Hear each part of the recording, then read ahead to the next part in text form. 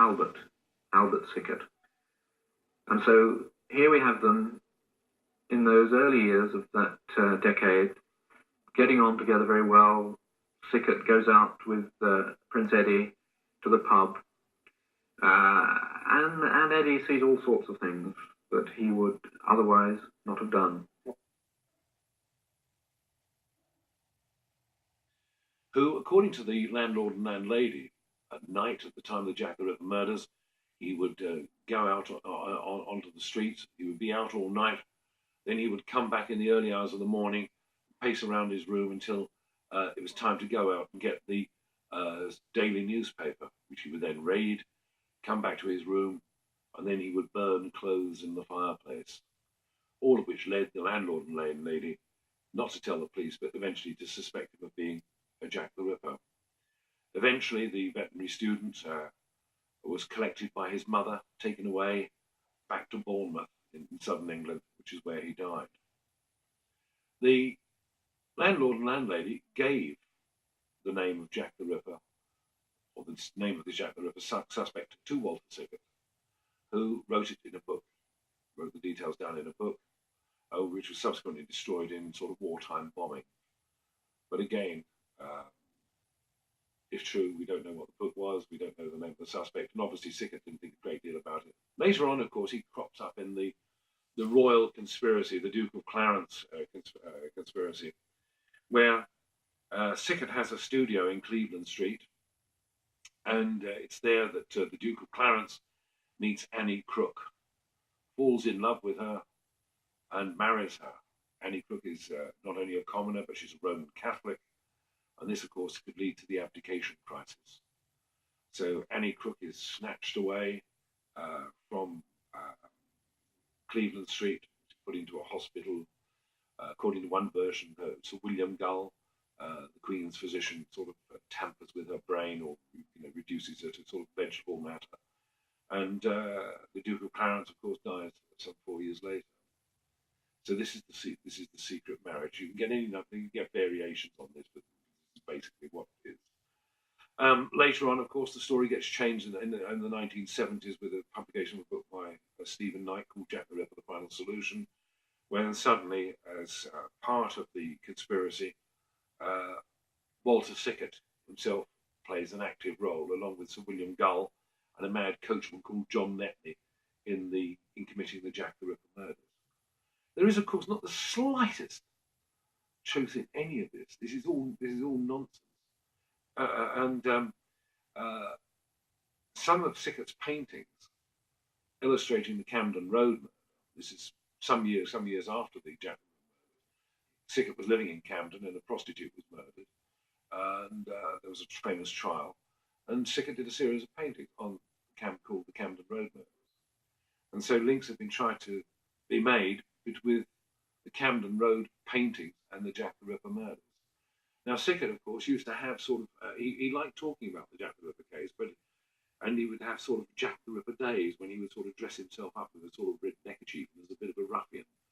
But then, of course, when you read the full quote from the person who actually sort of knew him and made this, he would also have Napoleonic days, he would all have Degas days or Whistler days, and dressing up was all sort of part of his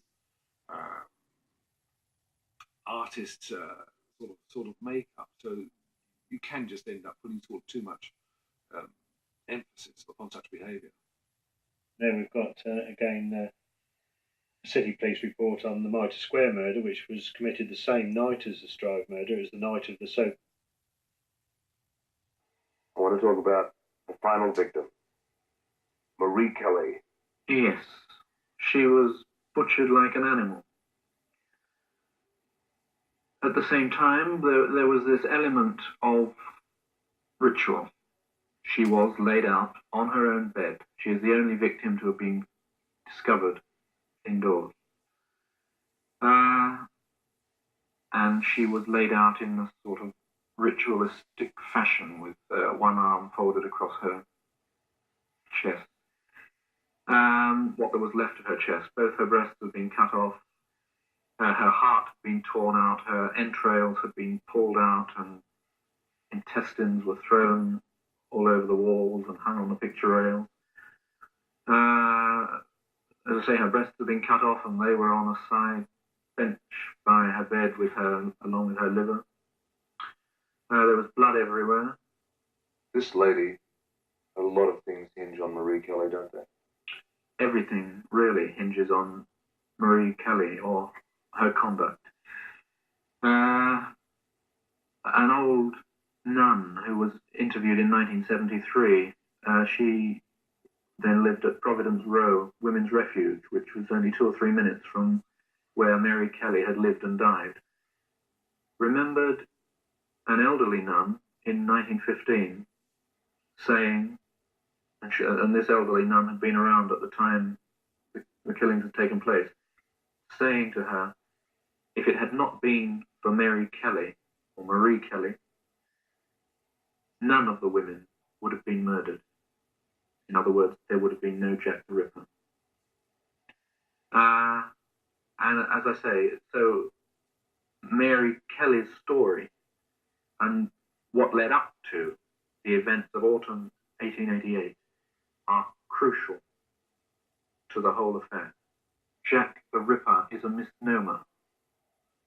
And that is true because Jack the Ripper was not one man, but 3.